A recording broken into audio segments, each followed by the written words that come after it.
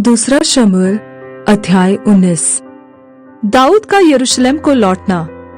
तब योआब को यह समाचार मिला, राजा अबशालोम के लिए रो रहा है और विलाप कर रहा है। इसलिए उस दिन की विजय सब लोगों की समझ में विलाप ही का कारण बन गई, क्योंकि लोगों ने उस दिन सुना कि राजा अपने बेटे के लिए खेदित है। इसलिए उस दिन लोग ऐसा मुंह चुराकर नगर में घुसे, जैसा लोग युद्ध से भाग आने से लज्जित होकर मुंह चुराते हैं। और राजा मुंह ढांपे हुए चिल्ला चिल्ला कर पुकारता रहा, हाय मेरे बेटे अबशालोम, हाय अबशालोम, मेरे बेटे, मेरे बेटे। तब योआब घर में राजा के पास जाकर कहने लगा, तेरे कर्मचारियों ने आज के दिन तेरा और तेरे बेटे बेटियों का और तेरे पत्नियों और रखेलों का प्राण तो बचाया है, परंतु तूने आज के दिन उन सभी का मुंह काला किया है, इसलिए कि तू अपने बैरियों से प्रेम और अपने प्रेमियों से बैर रखता है। तूने आज यह प्रकट किया कि तुझे हाकिमों और कर्मचारियों की कुछ चिंता नहीं, वरन मैंने आज जान लिया कि यदि हम सब आज मारे जाते और अबशालोम जीवित रहता तो तू बहुत प्रसन्न होता। इसलिए अब उठकर बाहर जा और अपने कर्मचारियों को शांति दे, नहीं तो मैं यहोवा की शपथ खाकर कहता हूँ कि यदि तू बाहर न जाएगा तो आज रात को एक मनुष्य भी तेरे संग न रहेगा, और तेरे बचपन से लेकर अब तक जितनी विपत्तियां तुझ पर पड़ी है उन सब से यह विपत्ति बड़ी होगी। तब राजा उठकर फाटक में जा बैठा। जब सब लोगों को यह बताया गया कि राजा फाटक में बैठा है, तब सब लोग राजा के सामने आए। इस बीच इस्राएली अपने अपने डेरे को भाग गए थे।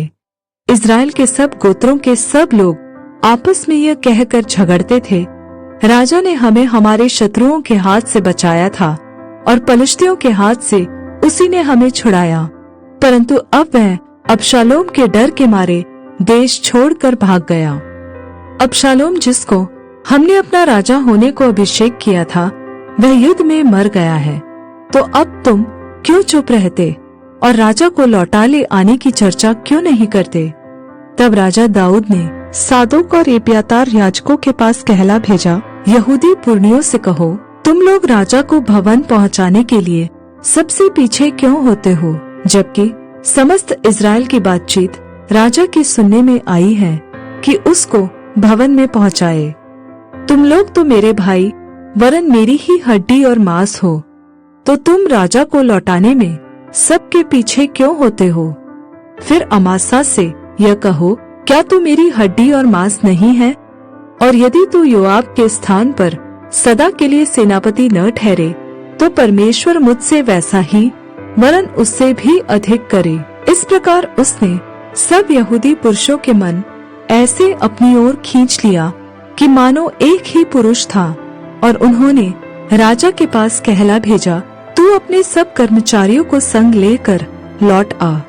तब राजा लौटकर यरदन तक आ गया, और यहूदी लोग गिलगाल तक गए कि उससे मिलकर उसे यरदन पार ले आए। शिमी को क्षमादान। यहूदियों के संग गेरा का पुत्र बिन्यामीनी शिमी भी, जो बहूरीम का निवासी था, फुर्ती करके राजा दाऊद से भेंट करने को गया। उसके संग 1000 बिन्यामीनी पुरुष थे, और शाऊल के घराने का कर्मचारी सीबा अपने 15 पुत्रों और 20 दासों समेत था। और वे राजा के सामने यरदन के पार पैदल उतर गए, और एक बेड़ा राजा के परिवार को पार ले आने और जिस काम में वह उसे लगाना चाहे उसी में लगने के लिए पार गया।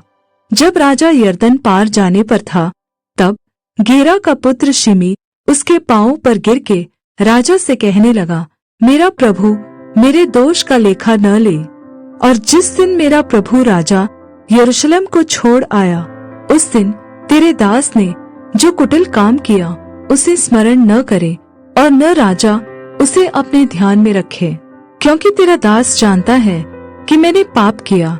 देख, आज अपने प्रभु राजा से भेंट करने के लिए यूसुफ के समस्त घराने में से मैं ही पहले आया हूँ। तब सरूया के पुत्र अभिषय ने कहा, शिमी ने जो यहोवा के अभिषिक्त को श्राप दिया था, इस कारण क्या उसका वध करना न चाहिए? दाऊद ने कहा, हे सरूया के बेटो, मुझे तुमसे क्या काम कि तुम आज मेरे विरोधी ठहरे हो? आज क्या इज़राइल में किसी को प्राणदंड मिलेगा? क्या मैं नहीं जानता कि आज मैं इज़राइल का राजा हुआ हूँ? फिर राजा ने शिमी से कहा, तुझे प्राणदंड न मिलेगा, और राजा ने उससे शपथ भी खाई। मपीबोशेत पर दाऊद की कृपा दृष्टि। तब शाऊल का पोता मपीबोशेत राजा से भेंट करने को आया। उसने राजा के चले जाने के दिन से उसे कुशलक्षेम से फिर आने के दिन तक न अपने पाँव के नाखून काटे और न अपनी दाढ़ी बनवाई और न अपने कपड़े धुलवाए थे। जब यरूशलेमी राजा से मिलने को गए, तब राजा ने उससे पूछा, हे मपीबोशेत, तू मेरे संग क्यों नहीं गया था? उसने कहा, हे मेरे प्रभु, हे राजा, मेरे कर्मचारी ने मुझे धोखा दिया था।